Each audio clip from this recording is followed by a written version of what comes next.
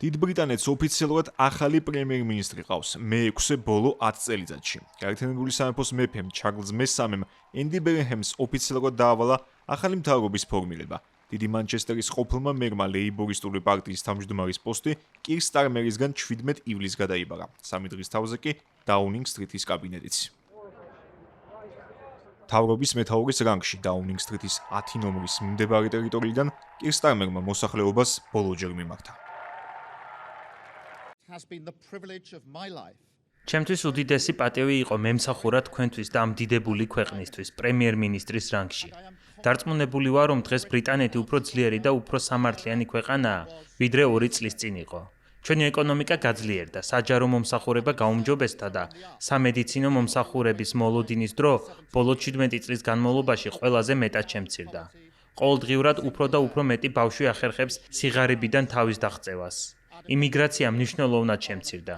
ჩვენი თავდაცვა და უსაფრთხოება გაცილებით მყარ საფუძველზე დგას, ხოლო ჩვენი საერთაშორისო რეპუტაცია მნიშვნელოვნად გაძლიერდა. დღეს ისეთი მსოფლიოს წინაშე ვდგავართ, სადაც ჩვენი მოწინააღმდეგეები არაფერზე იხევენ უკან, რათა გავყონ ჩვენი ღირებულებების, თავისუფლებისა და ღირსების გამო და გულწრფელად რომ ვთქვათ, იმ ურყევი მხარდაჭერის გამოც, რომელსაც მამაცი უკრაინელი ხალხის მიმართ ვავლენთ. სწორედ ამიტომ ამ ზეწოლისა და გამოწვევების პირობებში სასიცოცხლოდ მნიშვნელოვანია გვახსოვდეს ბრიტანეთის იდეადე, რომელიც ჩვენ გარშემოა.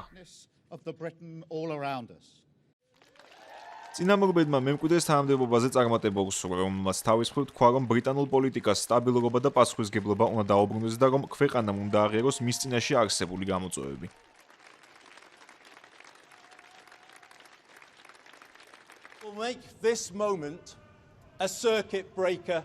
ამ მომენტს ბრიტანეთისთვის გარდამტეხ ეტაპად ვაქცევთ და ბოლო 40 წლის განმავლობაში ყველაზე მასშტაბურ ცვლილებებს განვახორციელებთ. შევქმნით ახალ პოლიტიკურ და ეკონომიკურ მოდელს.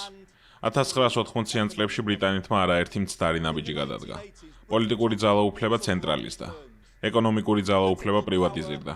ქვეყნის დიდი ნაწილი დეინდუსტრიალიზაციას დაექვემდებარა და ამის შედეგებისგან დღემდე სრულიად ვერ გამოკეთდა. დღეს ბევრს კვლავაც აქვს განცდა, რომ ქვეყანა დაღმასვლის გზაზეა და მდგომარეობის შეცვლის შესაძლებლობა არ გააჩნია. სწორედ ამიტომ შევცვლით პოლიტიკას. ის უფრო თანამშრომლობაზე დაფუძნებული იქნება და უფრო მეტად პრობლემების გადაჭრაზე იქნება ორიენტირებული ვიდრე პოლიტიკური ხულების დაწერაზე. ასევე ძალაუფლების ცენტრალური ხელისუფლებისგან რეგიონებსა და ადგილობრივ თემებს გადავცემთ. რათა ქვეყნის თითოეულ ნაწილს მეტი შესაძლებლობა მიეცეს საკუთარი პრობლემების გადასაჭრელად და განვითარებისთვის. ცნობილია 59 პრემიერ-მინისტრის პირველი ნაბიჯები, რომელსაც ის გაერთიანებული სამეფოს მთავრობის მეთაურის რანგში გაადგამს. ესენია სატელეფონო კომუნიკაცია შეერთებული შტატებისა და უკრაინის პრეზიდენტებთან. ენდი ბერინჰემის თქმით, ვოლოდიმირ ზელენსკისადმი მისი გზავნილია, რომ კიევისადმი ლონდონის მხარდაჭერა კვლავ უყევი იქნება. მისი განცხადებით დიდი მანჩესტერის მერობისას მჭიდროდ თანამშრომლობდა უკრაინული ქალაქების მთავრობებთან და ახალ თანამდებობაზეც აპირებს ამ გამოცდილების გამოყენებას. ეს ფაქტორი განსაკუთრებით მნიშვნელოვანია იმ ფონზე, როცა კირ სტარმერის მმართველობისას დიდი ბრიტანეთი და უკრაინა პარტნიორობის ახალ ეტაპზე გადავიდნენ როგორც სამხედრო, ისე პოლიტიკური და ეკონომიკური მიმართულებებითაც. კერძოდ შეიქმნა კიევის მხარდამჭერი მსურველთა კოალიცია, რომელიც მოგვიანებით დამატებით ანტიბალისტიკურ კოალიციაშიც კი გარდაიქმნა. ლონდონმა დაუწესა სანქციები მოსკოვთან დაკავშირებულ 1400-ზე მეტი ფიზიკური და იურიდიული პირის, ასევე ეგრეთ წოდებული ჩრდილოვანი ფლოტის წინააღმდეგ, რომელსაც კრემლი საერთაშორისო შეზღუდვების გვერდის ასავლელად იყენებდა.